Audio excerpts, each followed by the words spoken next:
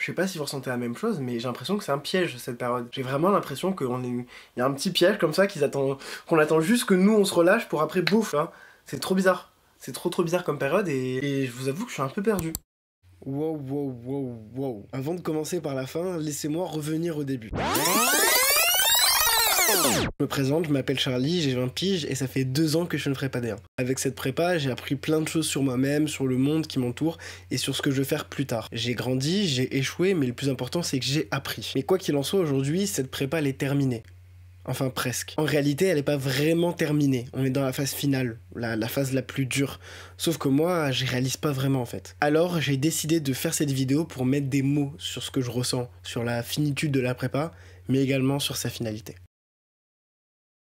Au moment où je tourne cette vidéo, on est le 27 mars, et du coup, les concours, la prépa, c'est bientôt fini. Mais quand je dis bientôt, c'est genre un mois. Là, récemment, j'ai fait ma dernière colle, j'ai fait mon dernier DS, et c'est extrêmement bizarre. C'est très bizarre, j'en parlais sur Instagram, d'ailleurs, allez me suivre, ça peut être sympa.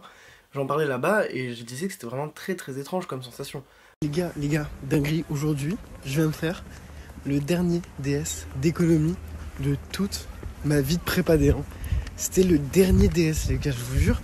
Et ça passe trop vite. Là, il y a tout qui s'accélère, c'est une dinguerie. Parce que ça fait 2 ans qu'on suit un rythme avec une, deux, trois calls par semaine, un DS tous les vendredis, etc. Et là, c'était le dernier. C'est le dernier et c'est très étrange parce que ça sonne un peu la fin d'un cycle. Pendant 2 ans, en fait, quand t'es en prépa, tu te poses pas la question, tu fais ta prépa, tac, tu fais ce qu'on te dit, en fait, bêtement. Et là, bah, c'est une sorte de liberté un peu nouvelle. C'est-à-dire que quand je rentre chez moi, bah, j'ai rien d'obligatoire à faire. Et c'est ce qui est très étrange, en fait, dans cette période, finalement. En vrai, comme vous pouvez l'entendre, et quand tu m'écoutes, c'est assez flagrant. Le mot qui ressort le plus, c'est étrange, bizarre. Et je pense qu'il définit très bien, en fait, ce que je ressens, car je me sens totalement étranger à ce qui se passe. Je suis perdu. Je sais pas si vous ressentez la même chose, mais j'ai l'impression que c'est un piège cette période. J'ai vraiment l'impression il y a un petit piège comme ça qu'on attend juste que nous on se relâche pour après bouffe, tu vois. C'est trop bizarre. C'est trop bizarre comme période et je vous avoue que je suis un peu perdu. Je suis vraiment perdu. Alors oui, je suis perdu et ça en vrai, ça fait un petit moment que je le ressens. Alors dans cette vidéo, je me suis posé et je me suis demandé pourquoi je suis perdu. Je suis perdu parce que je ressens de la nostalgie vis-à-vis de la prépa quand même si c'était dur et que c'est pas ce qui est forcément répandu parmi tous mes camarades. La prépa, moi j'ai bien aimé et je regrette pas. Et du coup, bah, il y a des moments, surtout les périodes de stimulation, les périodes où tout le monde s'entend bien avec tout le monde, où tout le monde est à fond, où tu découvres tout le monde, mais aussi les périodes dures où au final tu travailles sur une colle et après t'as une bonne note, tu vois. Genre c'est des façons de... C'est une gratification qui est toujours hyper intéressante et qui fait plaisir à voir, tu vois, quand t'as une bonne note en colle, bah forcément t'es content, surtout si t'as travaillé, etc., et que t'aimes bien la matière. Du coup, il y a un peu cette nostalgie de me dire que bah là c'est terminé. Ces 2 ans, j'ai appris beaucoup de choses sur moi, et j'espère que je vais continuer à apprendre beaucoup de choses sur moi, même si je sors d'une prépa. Mais bon, ça fera l'objet d'une vidéo ou d'une série de vidéos, je vous en dis pas plus. Je suis perdu également parce qu'il y a une certaine inquiétude pour l'avenir qui s'est installé, même si j'ai un bon dossier et que j'espère en tout cas que j'ai pris au magistère que je veux, et ça devrait passer, et j'espère que ça va passer, mais je me dis, si je ne suis pas pris là, qu'est-ce que je fais? Qu'est-ce que je fais? J'ai prévu des plans B, des plans C, mais c'est pas ce qui m'intéresse le plus. Moi vraiment c'est les TIC à fond, et si je les ai pas, ça va être très dur, je pense, en termes de remise en question. Évidemment, parce que ce sera un échec. Après, bien sûr, on va rebondir si on loupe. Évidemment qu'on trouvera toujours un moyen de finir là où on veut finir. Mais c'est quand même dur, je trouve. Et du coup, il y a cette inquiétude que j'avais pas forcément avant, qui est en train de s'installer. Et en même temps, c'est normal, c'est parce que l'échéance approche. Alors même si je suis sûr de moi et de ce que je vaux, bah c'est vrai que ça picote un peu. En vrai, quand on y réfléchit, je pense que c'est normal. C'est normal parce que je suis en train de vivre un entre-deux. Je suis en train de vivre entre 2 cycles, entre la sérénité et l'inquiétude, entre la routine et le renouveau. Et ça fait remonter une certaine peur de l'échec, une véritable peur de l'après. Et du coup, tout ça, en fait, cette inquiétude, en même temps, cette nostalgie, c'est un peu contraire parce que ça te pousse à vouloir travailler, à continuer, à vraiment ne pas lâcher. Mais en même temps, pour ma part, il y a une sorte de démotivation parce que le NS, c'est pas ce que je veux. Et les magistères, ils sont sur le dossier.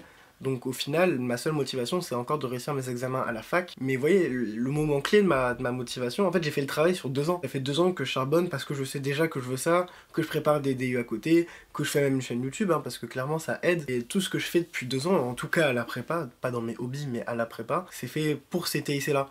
Et donc c'est vrai que si je les ai pas, ça va être très très étrange.